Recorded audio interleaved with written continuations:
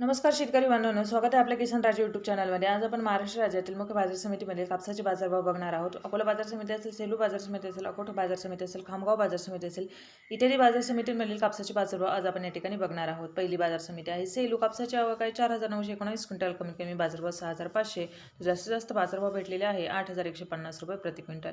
यानंतरची बाजार समिती आहे ती म्हणजे सावनेर। सावनेर या ठिकाणी कापसाची आवक आहे 4,000 क्विंटल, कमीत कमी बाजारभाव 7,600, जास्तीत जास्त बाजारभाव भेटलेले आहेत 7,600 रुपये प्रति क्विंटल।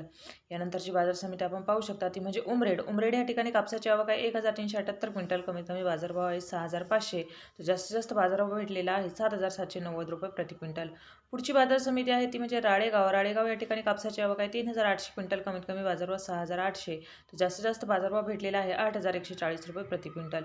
यानंतरची बाजार समिती आहे काटोल। काटोल या ठिकाणी कापसाची आवक आहे 161 क्विंटल, कमीत कमी बाजारभाव 6,800, जास्तीत जास्त बाजारभाव भेटलेला आहे 7,600 रुपये प्रति क्विंटल।